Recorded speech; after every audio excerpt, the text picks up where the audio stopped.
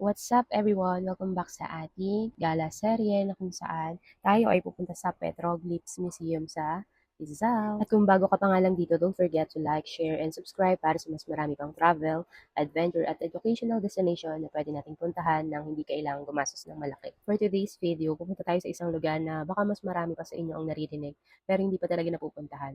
Alam niyo ba na meron tayong historical site dito sa Pilipinas na mas matanda pa sa lumang simbahan at halos kasabayan ng ilan sa mga sinaunang civilization sa mundo. And yes, pupunta tayo ngayon sa Angono Binangonan Petroglyphs Museum sa Rizal. Ito ang tahanan ng pinakamatandang kilalang artwork sa Pilipinas. At mas maganda pa, malapit lamang ito mula sa Metro Manila, kaya kung naghahanap kayo ng weekend destination na may halong history, nature at adventure, samahan nyo kami hanggang dulo dahil ibabahagi namin sa inyo ang tips, mga dapat asahan, mga bawal gawin, at mga side trips na pwede nyo idagdag para masulit ninyo ang inyong biyahe. Bali galing nga pala kaming Pasig area at dadaan kami sa C6 Road. Isa ito sa mga madalas gamitin ng mga motorista para makaiwas sa matinding traffic sa ibang bahagi ng Metro Manila. Mas maluwag ang daan at makikita rin ang ilang bahagi ng Laguna de Bay sa inyong kanan, depende sa route na dadaanan ninyo. At kung mapapansin nga ninyo habang bumabiyahe kami ay unti-unting nawawala ang city vibe at napapalitan ng mas maraming puno, open spaces at mga tanawin na medyo probinsya feels na. And by the way, hindi na nga pala nakapag-video along the way bago kami makarating dito. But kapag nakarating na kayo sa Tikling Junction, isa ito sa mga kilalang landmark na papuntang Rizal. Dito maraming sasakyan ang nagkakaroon ng stop. Dahil ito ang isa sa mga pangunahing intersection connecting ng Taytay, Angono, Binangonan at iba pang bayan ng Rizal. Mula nga lang doon ay susundan ninyo ang kalsada papuntang Angono. At habang nasa Angono area na kayo ay mapapansin ninyo na maraming murals at artworks sa paligid. Hindi ito nakakapagtaka dahil kilala ang Angono bilang art capital of the Philippines. Dito ipinanganak ang ilan sa mga pinakasikat na national artists ng bansa gaya ni Botong Francisco. Habang papalapit nga pala tayo sa petroglyph site, mapapansin ninyo na mas elevated ang mga lugar, medyo paakyat na ang daan, at mas marami ng puno sa paligid. Makikita rin ang East Ridge area na isa sa pinakakilalang landmarks bago makarating sa mismong site. Pagdating ninyo sa parking, dito magsisimula ang mas exciting na bahagi ng ating adventure. Pagdating nyo nga pala dito sa pinaka-entrance, meron nga palang guard dito na madadaanan kayo. Kailangan lang ng isang valid ID, good for 2 na yan sa amin. And take note ha, wala nga pala tong entrance fee maging dun sa mismong site na pupuntahan natin. And by the way, isa nga pala sa pinakamalagang lugar itong pupuntahan natin dito dahil noong 1965, isang national artist ang nakadiskubre sa petroglyphs habang nasa scouting activity. At ang artist na ito ay walang iba kundi si Carlos Botong Francisco. Habang naglalakad siya sa lugar, napansin niya ang kakaibang ukit sa bato. Nang masuri ito ng mga archaeologists at historians, napag-alaman na hindi ito isang simpleng vandalism o modern artwork. Ang mga ukit na ito ay ginawa ng mga sinaunang tao na mahigit 5,000 taon na ang nakakalipas. Imagine that, 5,000 years ago, wala pang Pilipinas bilang bansa, wala pang mga Kastila, wala pang modernong lungsod, pero meron na mga taong naninirahan dito na gumagawa ng mga simbolo sa bato. At ang tawag sa mga ukit na yun ay petroglyphs. Ang salitang petroglyph ay galing sa dalawang salita ng ibig sabihin ay carving on rock. Hanggang ngayon, hindi pa rin sigurado ang mga historians kung ano talaga ang eksaktong kahulugan ng bawat simbolo. May mga nagsasabing bahagi ito ng rituals, may mga nagsasabing paraan ito ng communication, at meron ding teorya na may kaugnay ito sa healing ceremonies noong sinaunang panahon. And by the way, bago tayo makarating nga pala sa lugar, ano nga ba yung mga dapat asahan ninyo pagdating nyo rito sa lugar na to? Para lang hindi kayo ma-disappoint, gusto ko maging realistic sa expectations. Hindi ito theme park, hindi rin ito malaking museum tulad ng National Museum sa Maynila. Mas maliit at mas educational ang experience. Ang pangunahing attraction dito ay ang petroglyphs mismo. May viewing area, museum, information panels, at ilang exhibit tungkol sa mga archaeology at history. Tahimik ang lugar, presko ang hangin, at perfect ito para sa mga gustong makatakas muna sa ingay ng syudad. Kung mahilig kayo sa photography, marami ring spot dito na maganda para sa nature shots. From Straight Point, makikita nyo na pala sa left side yung maliit na signage ng petroglyphs. And this is the sign na nandito na nga tayo. Bali, pagliko nyo nga pala dito, mapapansin yung rough part, yung dadaanan natin dito. So, ayan, hindi na siya sementado. And dyan, makikita nyo yung parking area. Dyan, sa left side yung mga kotse and then the right side. Dito namin pinark yung motor namin. Since hindi rin ganun katao, kaya much better yung timing din namin. And by the way, tinanong ko nga pala if pwede magdala ng pagkain sa loob. Pwede naman po. Kaya ayan, bit-bit talaga namin yung food namin.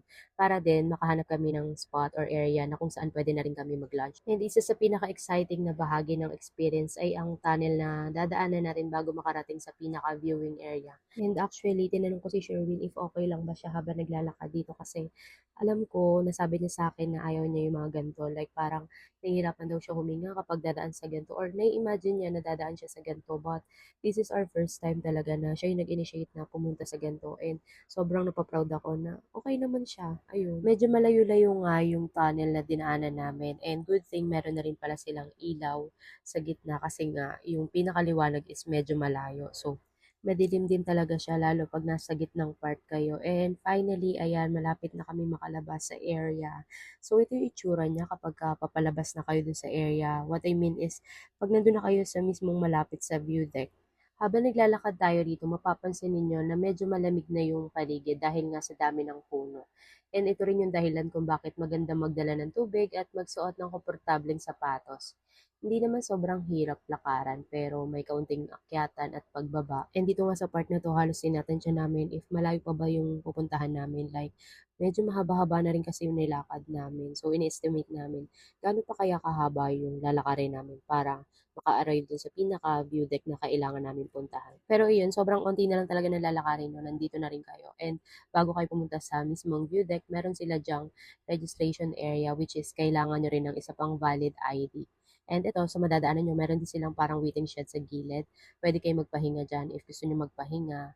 Then, ayun, yung pinaka-straight niya, kung nakikita nyo yung parang bahay, dyan yung registration area na magpaparegister muna kayo. And until pagpasok nyo po, wala po kayong babayaran na kahit magkano dito dahil libre nga po yung kanilang entrance fee or wala din po silang any hidden charges. One more thing is magbaon kayo ng food if gusto nyo talaga na like kumain dito kasi wala talaga kayo mabibilhan dito sa pinakaloob. Ang pinakakainan is medyo malayo-layo pa here. And pagpasensya nyo na rin if hindi stabilize yung pagkuha ko ng video dahil naglalakad nga ako. And ayan. So, meron nga pala kayo makakausap dito. Hingan lang kayo ng ID dyan. At least isa lang, good fortune na sa amin yon. And after nga makuha yung ID nyo sa registration, ilalag lang nila yan for their documentation purposes. And then, pinapasok na kami sa pinakaloob para at least mabasa daw namin yung mga details about petroglyphs. And habang tumitingin nga kami ng mga details, mga pictures about petroglyphs, ayan, medyo malamig naman yung area kasi nga fully aircon din naman yung lugar. So, medyo nare-relax kami, nagpapahinga muna kami for a while bago kami umakyat sa pinaka-view deck na pupuntahan namin sa kanila. And based dito sa mga pictures and mga information na nakalagay dito, makikita nyo nga kung paano talaga yung pinaka-itsura nito ng mga sinaunang panahon nung ginagawa pa nga itong pinaka-petroglyphs. And after nga namin mag-ikot, ayan, lumabas kami. So, binidyohan lang muna namin yung labas. So, kung makikita nyo, meron din sila dito mga waiting area and pwede kayo magpahinga. Diyan, tinanong namin kung pwedeng kumain dyan, kung wala ba kami matitrigger na any animals or any prohibited ba yung area para kainan. So, yun, good naman siya para kainan daw. So, ayan. And dito na rin pala kami nag-decide na mag-lunch bago kami umakyat sa pinaka-view deck kasi alam naman namin talaga na medyo matatagalan kami pag umakyat kasi nga magpipicture. So, para at least pag akyat namin, doon may energy na kami. And after namin kumain, and konting pahinga lang, habang nagpapahinga, nag-video muna paikot si Sherwin, as in place na video lang muna siya for a while. And grabe, dito ko na-discover na creative din pala si Sherwin. Biruin mo, yung aming tripod, ginawa din niyang monopod habang naglalakad. And akala nga namin okay na yung aming pag-setup ng camera na naglalakad kami ganyan. Dito na nag-struggle kami na habang naglalakad din namin malaman saan ba namin ihaharap yung camera pag naglalakad. Kung paharap ba sa pupuntahan namin o sa amin lang ifo-focus. So, dyan, nag-decide na lang kami na mag-video paharap. Pero bago pa nga yan, ayan, nag-request pa siya maglakad daw kami. Uy, taray, kala mo free na. And by the way, dahil nga napakahalaga ng preservation ng site, kaya may mga bawal na kailangan nating sundin. Una, wag hawakan ng mga petroglyphs. Pangalawa, bawal mag-vandalize. Pangatlo, wag tatawid sa restricted areas. Pang-apat, iwasan ng sobrang ingay. At syempre, wag magkalat. Tandaan natin na hindi lang ito tourist destination. Ito ay national culture treasure kaya responsibilidad nating pangalagaan ito. Pagdating natin sa view deck, dito natin makikita ang mismong bato kung saan nakaukit ang petroglyphs. Sa unang tingin, baka isipin ng iba, simple lang ang makikita. Pero kapag naisip ninyo ang mga markang itong ginawa libo-libong taon na ang nakakalipas, gamit lamang ang simpleng kagamitan, doon ninyo mas ma-appreciate ang halaga nito. Isa itong direct connection sa mga unang tao na naninirahan sa ating lupain. At bago nga matapos ang video na ito ang mga pwede ninyong gawin pagkatapos ng petroglyphs visit. Una, mag-explore kayo sa Angono Town proper. Pangalawa, maghanap kayo ng local at art galleries. Pangatlo, mag-food trip kayo sa mga local restaurants. Pang-apat, kung may motor kayo, pwede kayong dumiretso sa mga overlooking spot ng Rizal, gaya ng mga coffee shops at mga view decks sa paligid ng Antipolo at Binangonan. At panghuli, maglaan ng oras para mag-reflect. Hindi araw-araw nakakakita tayo ng ebidensya ng buhay ng mga taong nabubuhay libong taon na ang nakakalipas. Minsan magandang paalala ito na bago pa man tayo dumating dito, may mga kwento na ang lugar na ito na patuloy pa rin nating nadidiskubre hanggang ngayon. Kung nagustuhan ninyo ang vlog na ito, don't forget to like, share, and subscribe. Comment down below kung napuntahan nyo na rin ba ang Angono Binangonan Petroglyphs at anong historical destination ang gusto ninyong puntahan natin sa susunod. Maraming salamat sa panonood. Ingat sa biyahe at magkita-kita tayo sa next adventure. Bye everyone!